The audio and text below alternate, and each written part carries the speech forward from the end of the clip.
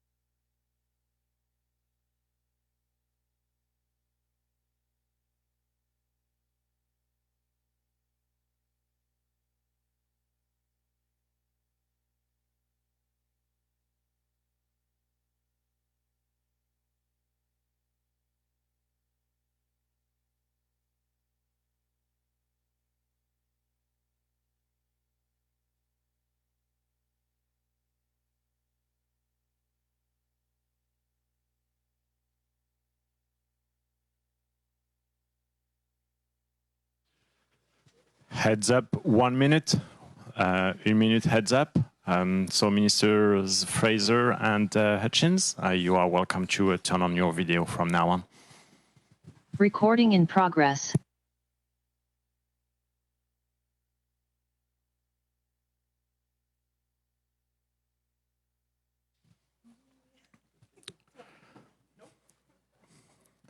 Minister Fraser and Hutchins, you can now turn on your video. Heads up, 1 minute.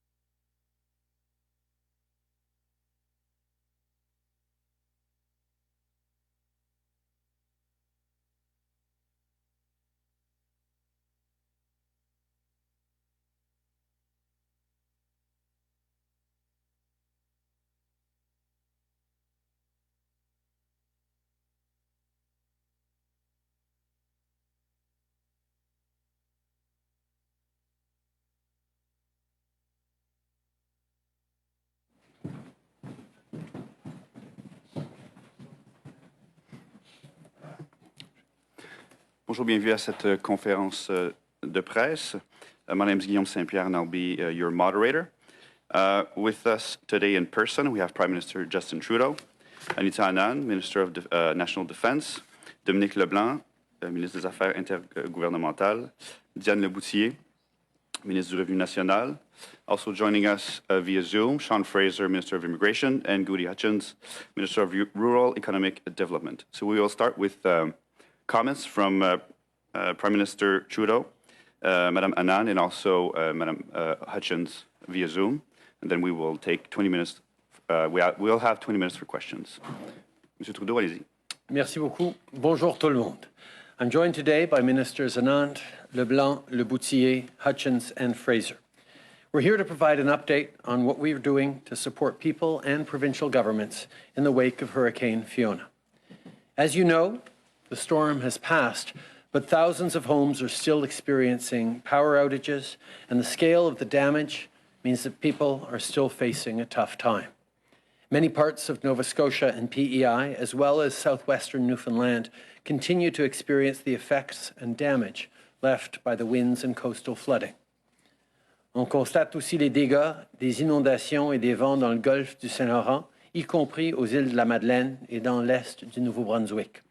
Il va y avoir beaucoup de travail à faire dans les prochains jours et les prochains mois pour nettoyer et rebâtir, mais je sais que les Canadiens vont être là les uns pour les autres, comme toujours. I want to offer my condolences to the loved ones of the woman who lost her life in Port aux Basques and to the loved ones of the person who passed away in Prince Edward Island. Canadians are thinking of you in these difficult times. Our thoughts are also with people who've lost homes or businesses, people who've been evacuated and aren't sure when they're going to be able to get home, people who are having difficulty accessing services and support due to road washouts and debris, and people with young kids who won't be going to school today.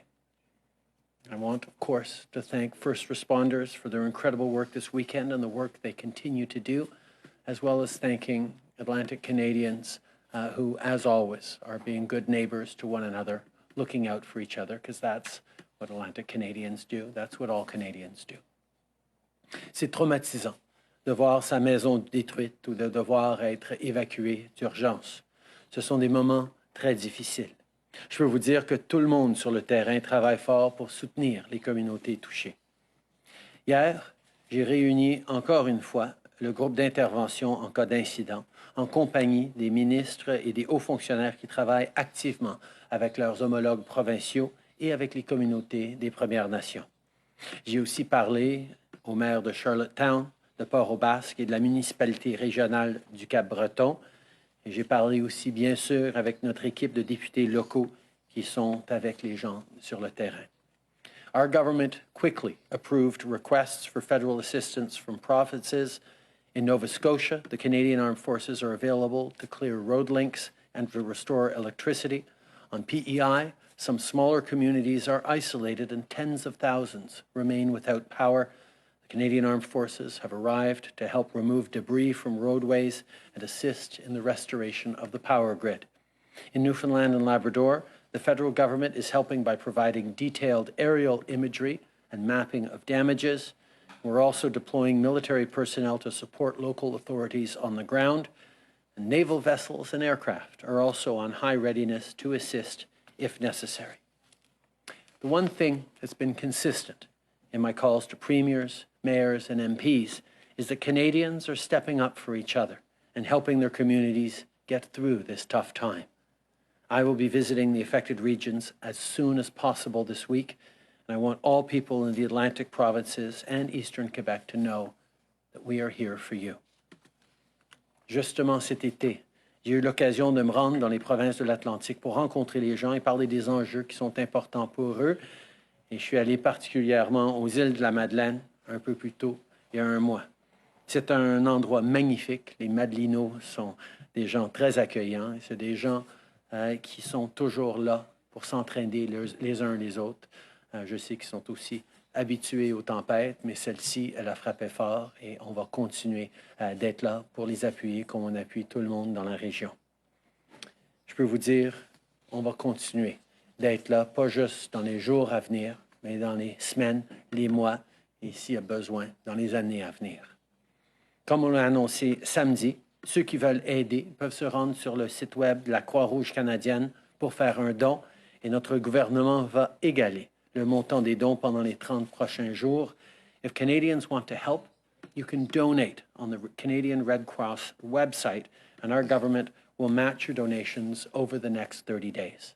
I know Canadians are watching with consternation, either the images that they've seen or, like so many Canadians, having friends and family members in Atlantic Canada that we've been worried about. It's an opportunity to step up and give what we can to support people on the ground. Like I said, the government will match those donations to the Red Cross. En terminant aujourd'hui, je veux parler de la situation en Iran. Malheureusement, les mépris pour les droits de la personne en Iran n'est pas quelque chose de nouveau. In the wake of the horrific downing of PS 752, the Iranian regime refused to be held accountable, but our government was and is relentless in the pursuit of justice for the families of the victims. We will stop at nothing to ensure that this regime is held to account and that we will support the families until justice is served. We've seen Iran disregarding human rights time and time again, and now we see it with the death of Mahsa Amini and the crackdown on protests. To the women in Iran who are protesting and to those who are supporting you, we stand with you. We join our voices, the voices of all Canadians, to the millions of people around the world demanding that the Iranian government listen to their people, end their repression of freedoms and rights, and let women and all Iranians live their lives and express themselves peacefully. Today, I'm announcing that we will implement sanctions on dozens of individuals and entities, including Iran's so-called morality police. This is in addition to some of the toughest measures of any country towards Iran. Aujourd'hui, j'annonce qu'on va imposer des sanctions sur des douzaines d'individus et d'organisations, y compris la soi-disant police de la moralité iranienne. Aux femmes qui manifestent et à ceux et celles qui les soutiennent, on est là pour vous et avec vous. Thank you. I'm now happy to pass it over to Minister Anand.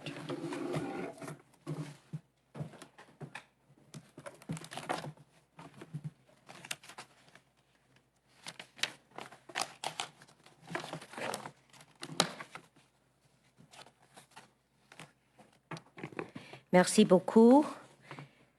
Alors que nous continuons à voir les effets dévastateurs de l'ouragan Fiona, je tiens à réitérer mes sympathies à nos amis du Canada Atlantique et de l'Est du Québec.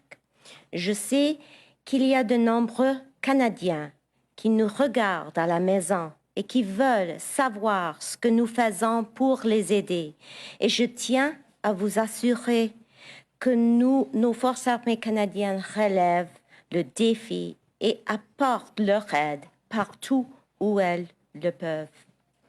In response to the devastating impacts of Hurricane Fiona, Joint Task Force Atlantic, 5th Canadian Division, Canadian Rangers, local reserve units, Royal Canadian Air Force aircraft and crew, and Royal Canadian Navy ships, small vessels and crew in the region are all on standby and helping wherever needed.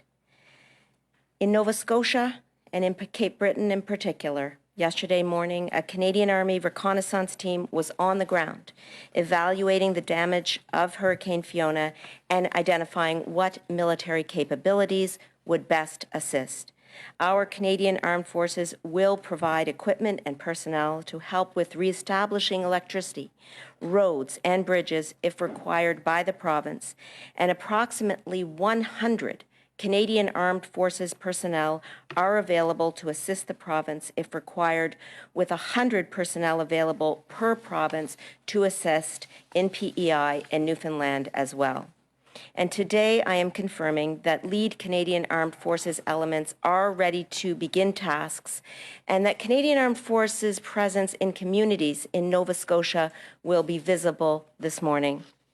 Turning to PEI, in PEI, following our receipt and acceptance of the province's request for assistance, Canadian Armed Forces are deploying immediately to help with removing vegetation and debris from roadways, to help restore the power grid, and with repairing roadways as required. As of now, over 100 CAF personnel are in the province. These Canadian Armed Forces personnel arrived overnight. Lead CAF elements are in PEI, ready to work with the provincial authorities today, and CAF presence will be visible in PEI this morning. Now turning to Newfoundland and Labrador, in response to Newfoundland's request for assistance yesterday, our Canadian Armed Forces are activating resources and personnel to provide physical impact assessments and immediate on-the-ground support to local authorities to ensure the well-being and safety of residents in the province. In particular, HMCS Margaret Brooke is sailing from St. John's this morning to conduct wellness checks in 4 communities on the South Coast tomorrow, as requested by the province. La présence du navire Margaret Brooke sera fondée sur les évaluations continues des autorités régionales et provinciales et du leadership militaire. Bien qu'elle arrive après un long déploiement dans l'Arctique dans le cadre de l'opération Nanook, elle se tient prête à soutenir les Canadiens dans le besoin. I'm also confirming that lead Canadian Armed Forces elements in Newfoundland are ready to begin their tasks, and that CAF presence will be visible throughout the region on the west coast this morning. Turning now to Quebec and New Brunswick et au Québec, en particulier aux îles de la Madeleine, les Rangers canadiens continuent de nous fournir des informations à jour afin que nous restions prêts à aider la province si on nous le demande. In closing, this remains an all-hands-on-deck effort. Today, tomorrow, and every day, our Canadian Armed Forces stand ready to support Canadians in times of need. Aujourd'hui, demain et chaque jour, nos forces armées canadiennes sont prêtes à soutenir les Canadiens quand ils en ont besoin.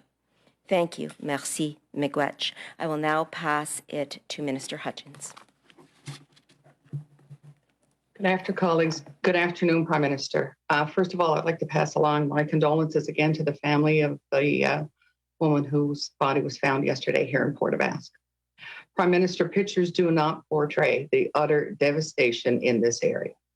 Met with the mayor last night. I've been on the ground this morning, and it is heart-wrenching and gut-wrenching. The last count from the town this morning is there are 76 homes destroyed or structurally damaged. That's 76 people without a place to live. The good news is the mayor and his council, the volunteers in this area are incredible. The Red Cross, the Lions Club, the Salvation Army, everybody is coming together to look after these folks in need. I've done some posts on social media where folks can actually give locally as well. This community has come together to help their friends. I'm going to go out later this afternoon to areas nearby here, Fox Truce, Marguerite, Burnt Islands, and then later in the week, I want to go to Burgeo and Ramia because they too on the South Coast have seen devastation. And I'm sure, Anita, when the HMCS Margaret Bird gets here, she will see firsthand. I still want to say to people on the ground, please listen to authorities. There is a plan being put in place that you can return to your home to gather safely some personal items. But please wait until the town and the officials have the plan put in place. Many of these buildings are not structurally sound. I saw that firsthand this morning, and I know it's tearing your heart out that you can't go and retrieve some things, but please wait until the town has it in place. We need to know that your home is structurally safe before you can go access it. They have a plan to help you get your vehicles, get some personal items. And as all my colleagues have said, the federal government is there with everyone here in Western Newfoundland and all Eastern Canada as we get through this, the short term, the long term, and the very long term. It will be a long time before this area gets back on its feet. Everywhere I've gone since I've been here, people have said, I've lived here all my life. One gentleman said, I've lived here 83 years. I have never seen a storm like this. The areas where the storm surge literally came over and hit these homes, people have never seen before. Prime Minister, Newfoundlanders and Labradorians are resilient people, but I can tell you this has tested each and every one of us. Thank you, colleagues. Thank you, friends, and stay safe. Thank you, Prime Minister. Thank you, Ministers. We will now go to questions. We have 20 minutes. One question, one follow-up, as usual. We'll start with Libertion, Canadian Press.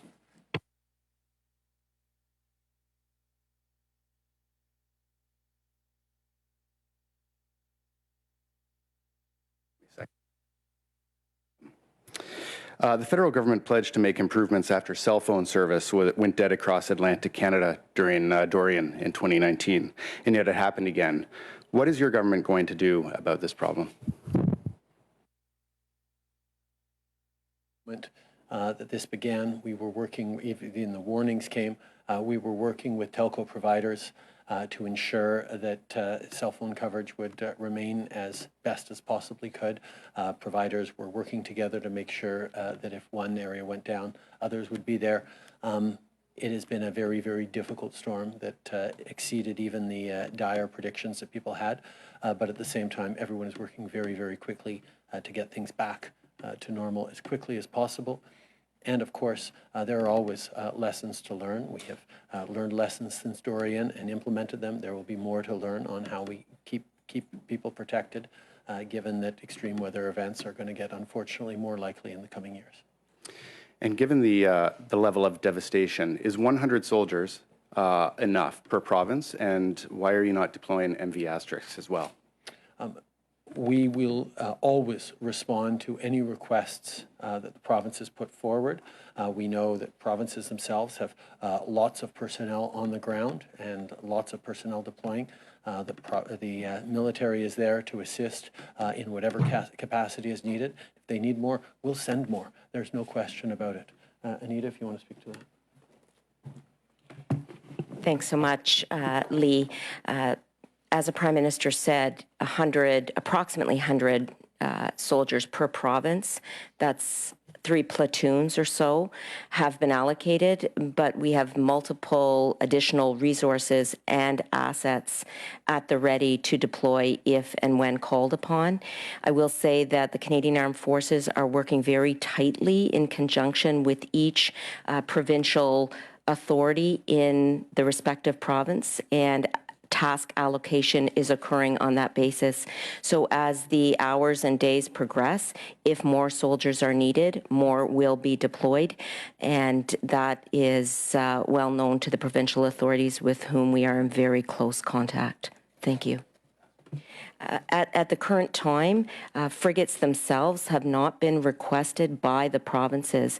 We are deploying the HMCS Margaret Brooke simply because we believe that Port aux Basques and the West Coast could use additional resources of that nature, and we want to be ready in case we're called upon. In addition, Newfoundland and Labrador have particularly asked for wellness checks of citizens. As Minister Hutchins described, the province has been hit particularly hard, and these wellness checks will be conducted in part by the Canadian Armed Forces, some of whom will be on HMCS Margaret Brooke, and that frigate will arrive at port tomorrow.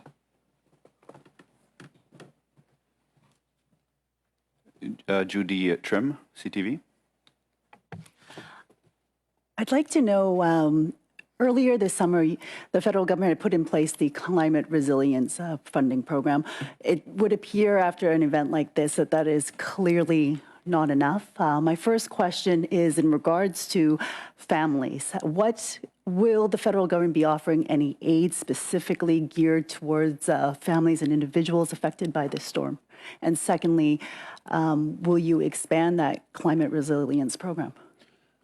First of all, we're very much focused right now on just getting through these initial days of chaos, of disruption, of people worried about where they're going to sleep, worried about how they're going to get through the next couple of days, get the power back on. That is our entire focus right now. But as I've said to the premiers, as I've said to the mayors I've spoken with, the federal government will be there as a partner.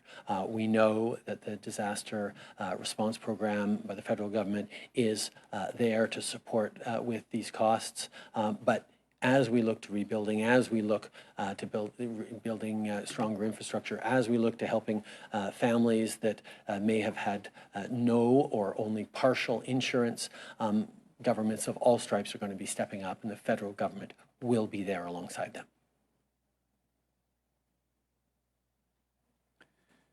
Do you have a follow-up? I do. In regards to the wellness checks, can you explain a little more, Minister Anand, perhaps how it will look like? Will you have military doctors going off-site to check on residents? Also, will you be offering supplies? Are you bringing supplies of water, food? What is it going to look like?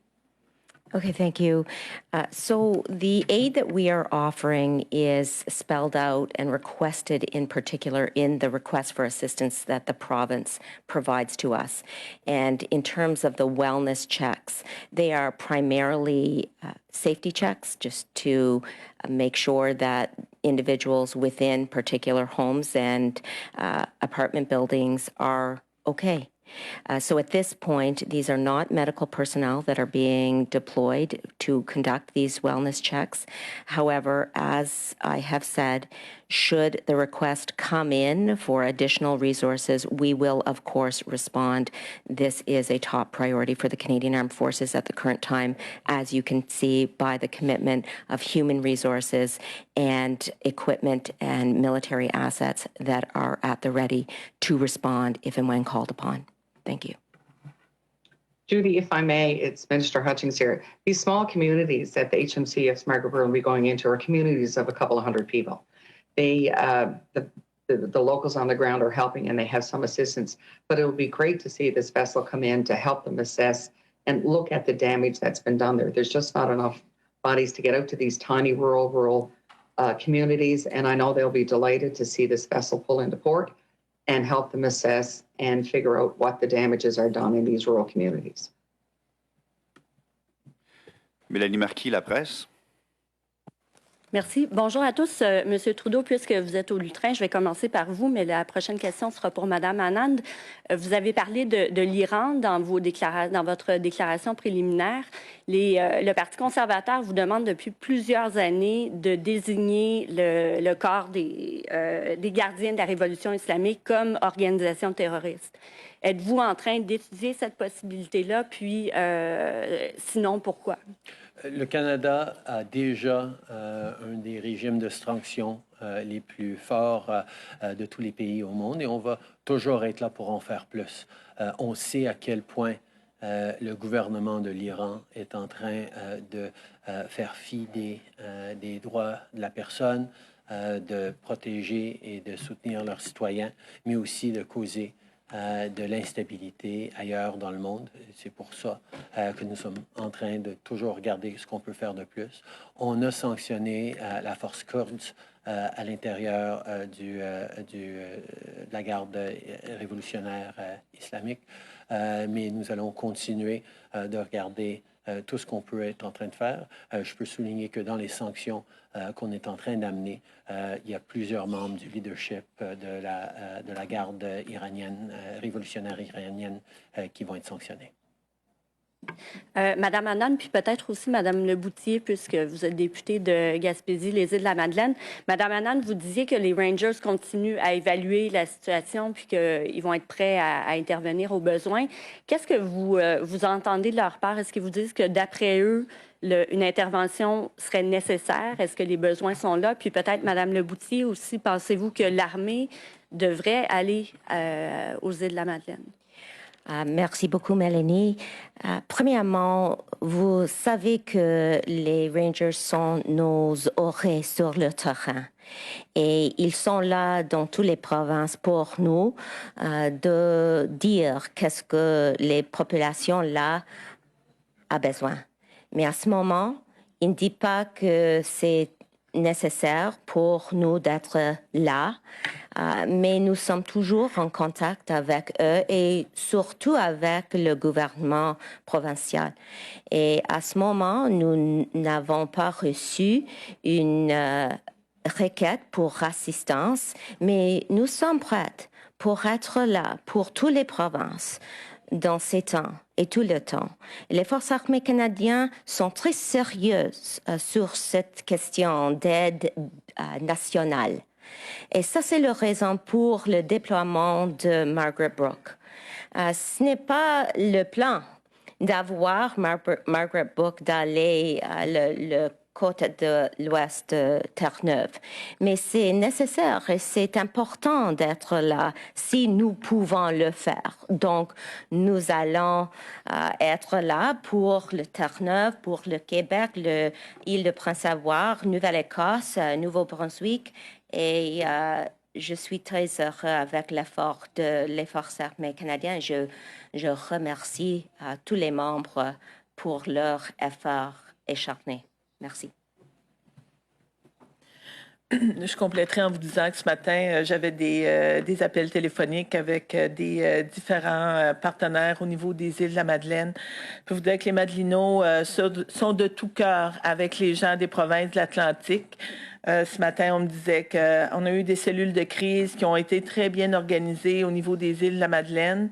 Et pour l'instant, on n'avait pas ce besoin-là d'avoir des aides supplémentaires. Les Madelinots continuent de serrer les coudes et de faire face à la situation actuelle. Et pour eux, la priorité ce matin, c'était de faire en sorte de pouvoir sortir les bateaux de pêche pour les mettre à l'abri.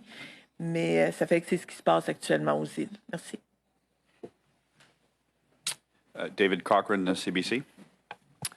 Hello, Prime Minister. I've been asked to ask you a couple of questions on some other topics, so I hope you can indulge me on that. On the lifting of all the travel restrictions today, are you in fact sending the same message President Biden sent, that the pandemic is over and it's time to move past restrictions permanently, or is it possible we could have a snapback if we have one of those fall surges we often get after the optimistic summers? I think anyone who thinks that the pandemic is over should visit our hospitals right now, where we still see the impact of people struggling with COVID-19. And we see our frontline health workers exhausted and continuing to step up every single day. Every step of the way, we have taken decisions based on the best recommendations of experts, scientists, of doctors, and the recommendation was that the border measures are no longer necessary right now. The focus that we have to have is indeed knowing that as the winter comes and people get back inside, people need to get update in their boosters. We need to make sure that people are getting their flu shots. People need to get the updated COVID shots to make sure that we can get through this winter without the kinds of disruptions to our lives and to health and safety that we've had over the past number of winters. But we also know Canadians are able and willing to step up to keep each other safe, to do the right thing. And right now, the best and easiest thing we can do is make sure that we get those boosters, make sure you're up to date in your vaccinations. And on another topic, Conservative leader Pierre Poilievre has gone to the police over online threats made against his wife. I'm wondering if you have any comment on this latest example of politically connected attacks. No one should ever be subject to threats of violence or the kind of hatred that we've seen increasingly in public discourse and in the public sphere. It's important that we all stand up and condemn that, and we all look for ways to ensure that everyone feels safe in this country. Marc-André Cossette, Global. Good afternoon, Prime Minister. First, on today's announcements regarding dropping border measures. We heard today that the number of cases tied to travel it was described as minor and insignificant, but some might argue that that's precisely because there were travel measures in place. So how were you personally convinced that the time had come to drop these measures specifically? Every step of the way, we make decisions based on what experts, what doctors, what public health authorities recommend us to do.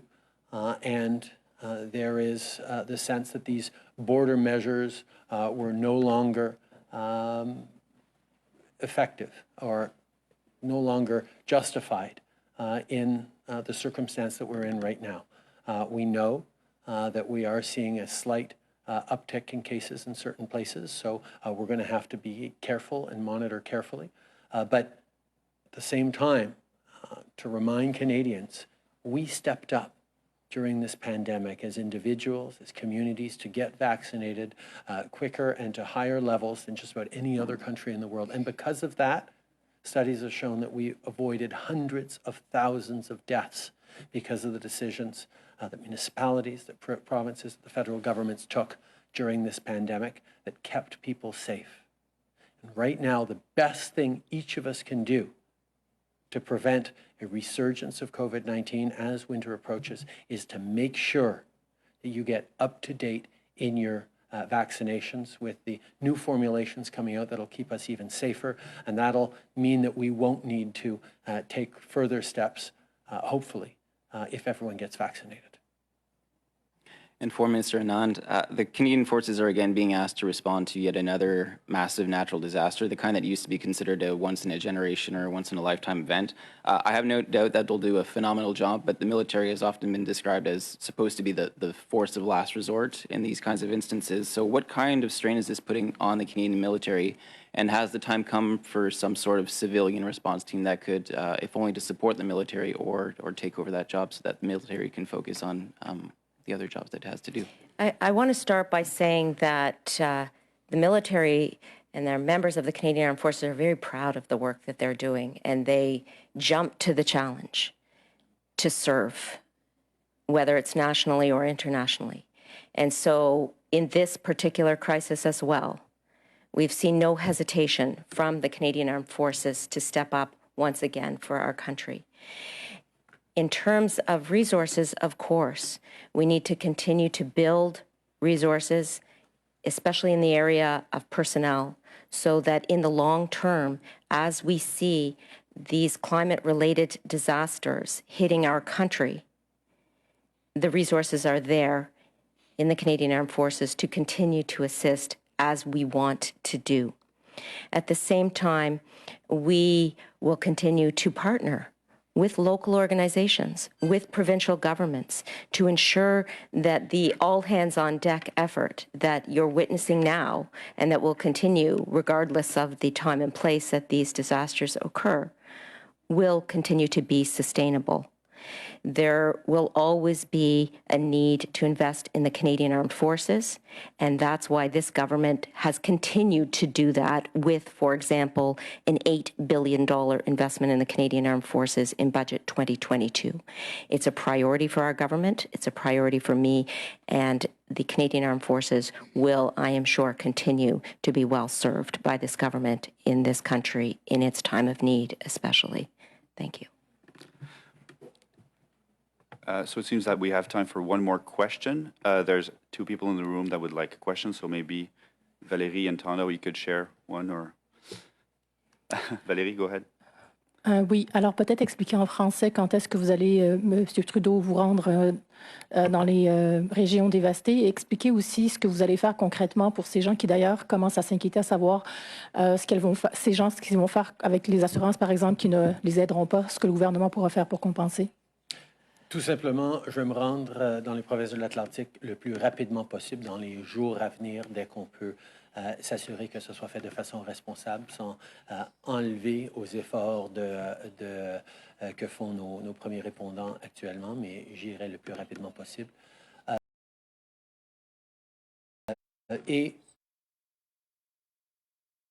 comme j'ai dit, le gouvernement fédéral va être là pour les gens. On va être là en tant que partenaire avec les provinces, avec les municipalités pour aider les familles qui ont été dévastées par cet ouragan. Il y a du travail à faire dans les jours à venir, oui, mais aussi dans les semaines, les mois et peut-être les années. Et le gouvernement fédéral va être là. Donda. Hi. Prime Minister, this morning we heard the ministers talk about this challenge around, dropping the mask mandates and all the other mandates in terms of the impact on airline workers, healthcare workers, and all of that. So could you talk a bit about your thinking around the political challenge of maintaining some public buy-in to all kinds of measures? And if you could also talk about how hard do you foresee it might be to reimpose measures should things get worse? First of all, I think Canadians learned a lot about themselves and about their communities over these past couple of years. We learned that we are there to step up for each other, that we are there to follow the best advice that our doctors, that our public health experts give. People wore masks. People kept their distances. People were there for their neighbors. People did the kinds of things that in getting vaccinated to a higher degree than most Western countries, people knew what the right things were to do, and people will continue to do those. We just know that allowing people to make their own choices on whether they're how they're feeling, whether they're at risk, what they're choosing to do to keep safe. We still, obviously, are going to see public health authorities and local authorities make recommendations on the best choices people can make to stay safe, and it'll be important that people do that. But the biggest thing people can do is do what we did during the first waves of the pandemic when Canadians went out and got vaccinated. That is one of the reasons why Canada has seen less of an impact of COVID-19 in terms of deaths, in terms of economic loss and damage as well, than many other countries. Canadians did that. People chose to go out and do the right thing and get their vaccinations. So now, this fall, as people are looking at getting their flu shots, people also need to think about getting up to date in their COVID boosters so that we can make it through this winter with as minimal disruption to our healthcare systems, to our economic functioning, but also to the health and safety of Canadians. But you decided against a coercive approach. I'm trying to understand that. Right now, the numbers and the recommendations of experts clearly said that the border measures are no longer necessary and travel measures are no longer necessary. As the situation changes, we will continue to monitor closely. But I can say that the more Canadians choose to get vaccinated, the more people get up to date in their shots, the more resilient we will be as a country to any future waves of COVID, and therefore the less disruption people will have to see in their lives. C'est très clair que les Canadiens savent et ont démontré qu'ils savent quoi faire dans la pandémie. Les gens ont gardé leur distance, les gens ont porté des masques, les gens se sont fait vacciner à des niveaux de vaccination plus élevés que bien d'autres pays. Et c'est à cause de ça qu'on a vu des centaines de milliers de morts qui ne sont pas survenus au Canada. Et les dégâts économiques sont moindres aussi au Canada que ailleurs dans le monde. Alors, avec l'approche de l'automne, on est en train de regarder attentivement ce dont on a besoin, mais les experts en santé publique nous ont clairement dit que les mesures de voyage, les mesures aux frontières, telles quelles, ne sont plus nécessaires. Mais évidemment, les autorités de santé mentale, santé locale, vont toujours faire les recommandations pour encourager les gens d'avoir des comportements qui vont leur garder en sécurité. Et le meilleur des comportements qu'on peut avoir, c'est de s'assurer qu'encore une fois, les Canadiens se fassent vacciner à de très hauts taux pour minimiser l'impact de vagues qui pourraient survenir pendant l'hiver et donc des restrictions que différentes juridictions pourraient se voir obligées d'imposer si la crise et la vague devient de pire en pire. C'est ce qui met fin à la conférence de presse. Merci tout le monde. Merci tout le monde. Bonne journée.